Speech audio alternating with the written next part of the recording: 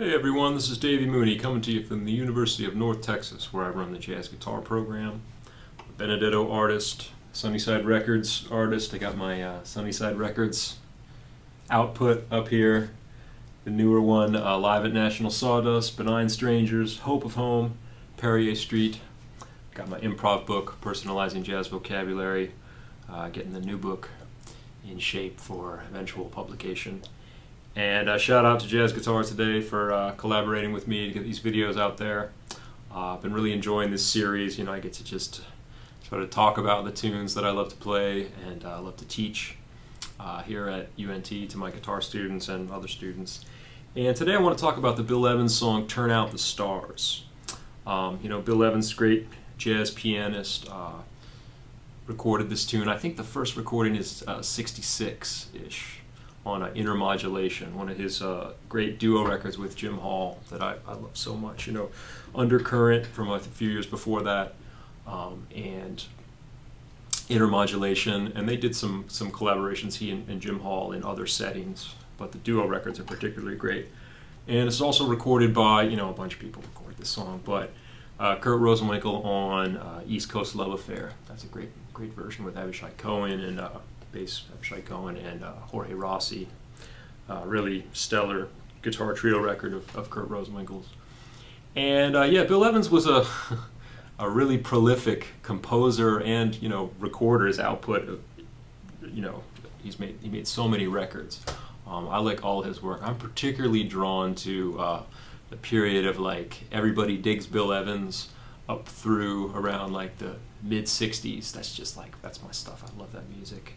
I love the emotional connection that he made, at least with me. And there was this great combination of the emotional intensity in his playing and also sort of technical brilliance and a very like logical approach to everything that he did, you know, the rhythmic accuracy of everything in there. And with the compositions, I think it's a similar thing. I love this tune a lot. I also love Very Early. That's a great waltz of his. Really difficult to memorize, I find, that song. And let's see, we got Time Remembered, The Two Lonely People is another great one. Waltz for Debbie is probably the most famous. But anyway, yeah, this Turn Out the Stars, it goes through, I didn't actually count how many key areas it makes it to, but it's pretty intense. Just the way it covers so much harmonic ground and just different keys, and everything feels so logical. You listen to it, you wouldn't necessarily realize how much it's moving around. So let's dive right in. It starts out with a little 2/5 in A minor, and then like a 5 of D minor, 2/5 to C.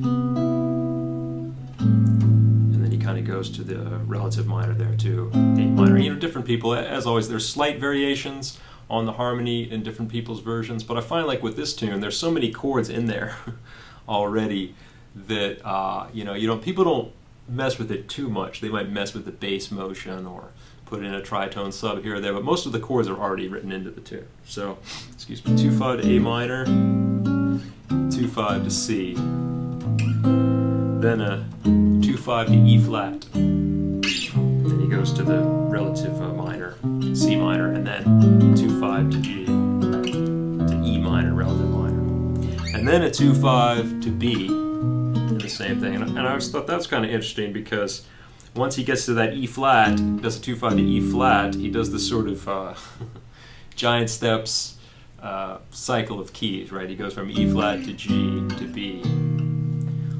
And I don't know if that was in his mind consciously, you know, just the idea of those relationships, those mediant, you know, relationships of key areas moving in major thirds, I guess is pretty common in romantic harmony of the romantic classical period, of which I'm not an expert, but I think that's accurate to say, like your Schumanns and your Schuberts and your probably your Chopins. It's got to have some of that stuff in there. Anyway.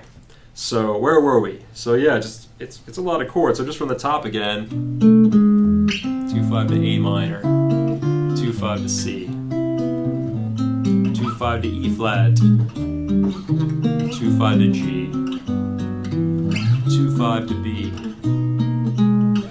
relative minor again, and then here it changes a little bit. He goes right back to the C sharp minor, the 2-5 of the 2 in the key of B, walks down to like a A sharp minor 7 flat 5, D sharp 7. Now I feel like I'm talking about windows again because it's that awkward. Do I want to call it an A sharp? I think I'm going to call it a B flat minor 7 flat 5 to an E flat 7 to A flat minor. Kind of walks down like windows again, then F minor 7 flat 5, B flat 7, E minor. And that kind of walks down to the bridge. So yeah, that was A minor, C, E flat, G, B, A flat minor, I think, E flat minor. So that's seven keys. And too, it's like as a jazz educator and someone who came up studying this music in the 90s and 2000s, this tune is very, the 2-5-iness of it is very, it's a good vehicle for teaching people how to play on, key areas and do 2-5s and things like that. It's very, very convenient. So that takes us up to the bridge where you have, Bill Evans does it over a pedal. So he has like an A sus, A7 to D major. I think the Rosenwinkel version, they just do like a 2-5. They do like E minor, A7, D major. Did I say that right? E minor, A7, D major, and then they do that twice, and then 2-5 and C again. 2-5, C, C7, or kind of G minor, C7 maybe.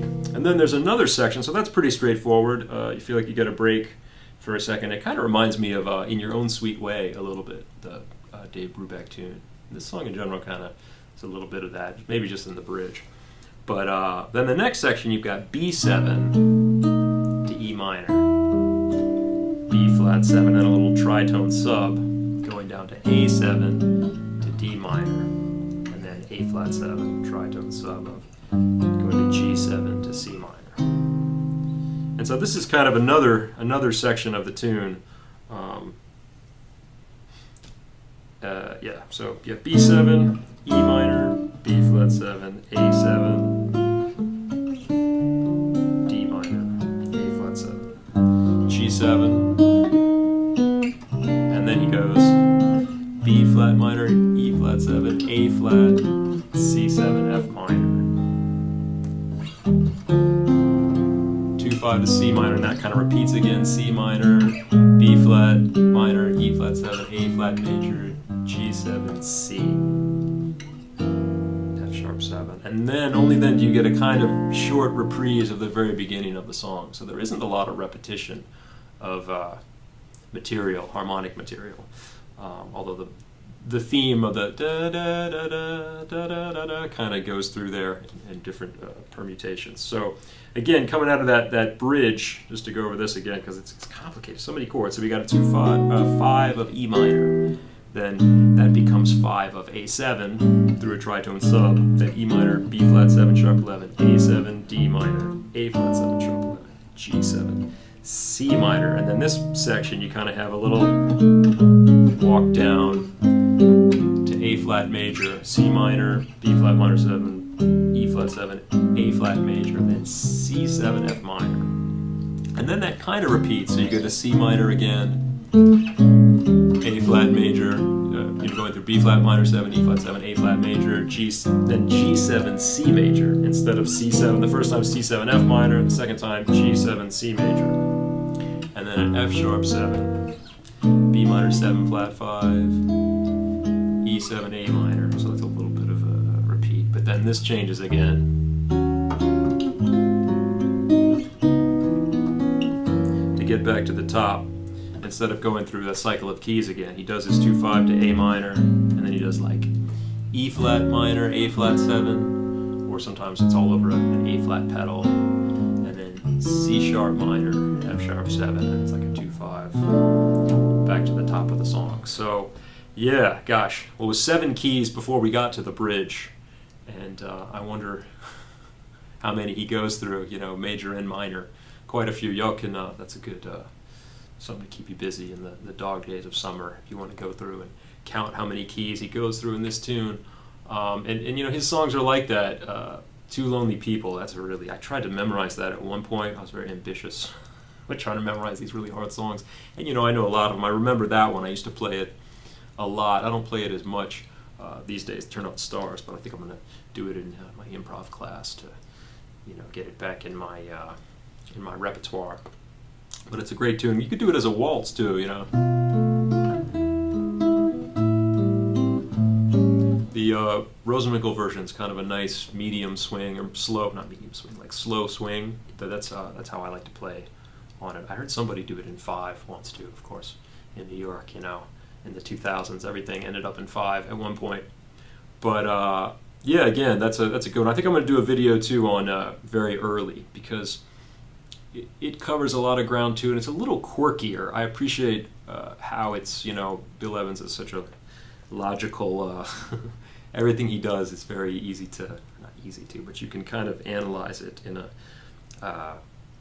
maybe like Western harmonic sense, maybe a little bit easier than sometimes jazz music, and classic jazz has some elements that you can't quite classify. You can classify a lot of it and analyze it with the correct European system, and then there's this other stuff that you're like, what is that? And that's kind of part of what makes it interesting. With Bill Evans' music, it's, you know, like I said, it's beautiful, but at times it's a little easier to just fit into that framework. But Very Early is kind of weird.